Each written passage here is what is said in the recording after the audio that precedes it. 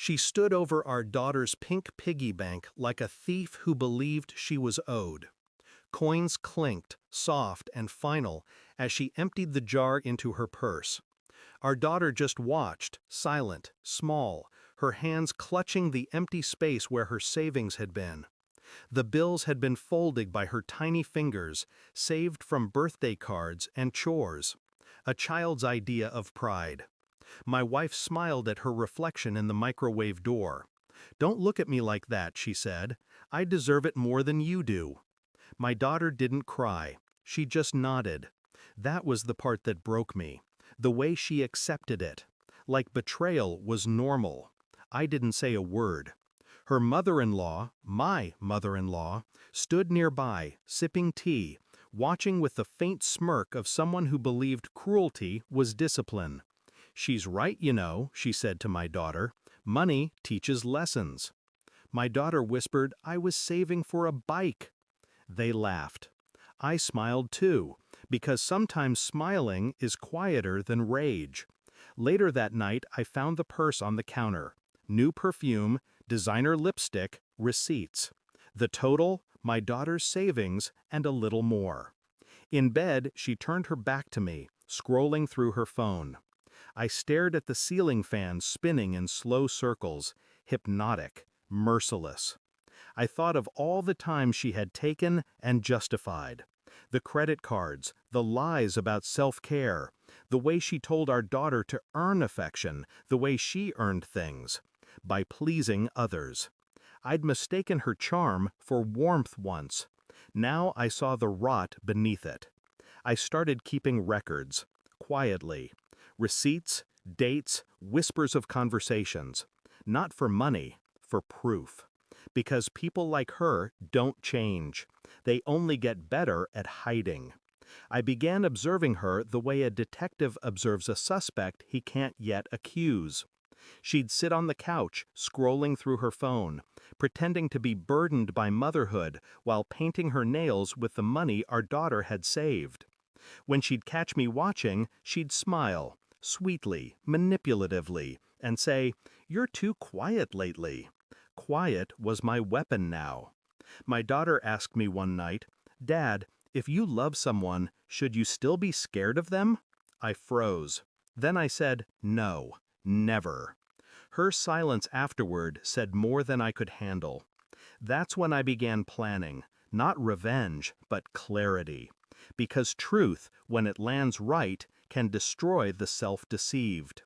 I opened a new savings account under my daughter's name. I moved a small amount every week. At the same time, I installed a small camera in the living room. Nothing elaborate, just enough to catch her words, her gestures, her lessons. And it didn't take long. The recording showed her leaning over our daughter again, this time slapping her hand away from a cookie jar.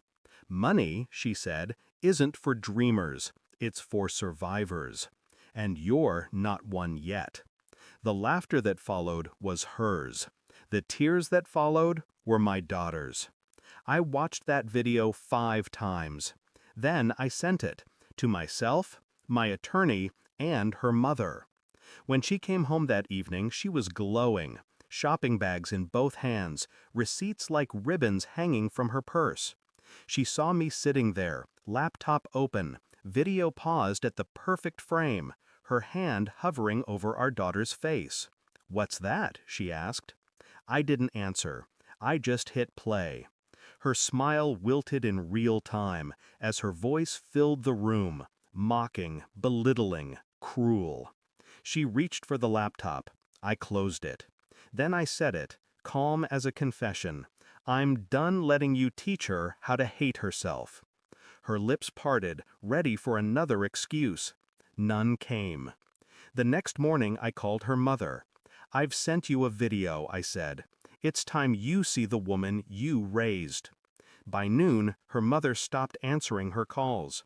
By evening, she was gone, her things packed, the silence she left behind cleaner than any apology. I didn't raise my voice, didn't need to. All I did was forward the truth to those whose approval she craved most. Her friends, her boss, her family. And then, quiet, the kind that feels like justice. My daughter keeps her new savings jar on my desk now, clear glass, transparent, like things should be. Every time she drops a coin in, she looks at me first to make sure it's still safe. It is. Sometimes I hear her mother's voice in my head, soft, manipulative, rehearsed. I deserve it more. Now I understand, people like her never take because they need.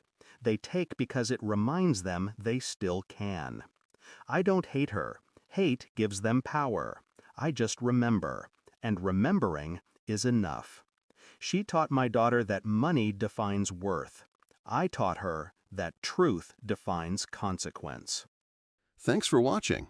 Don't forget to like, share, and comment. Subscribe now to Cheating Stories Insight World for more amazing stories.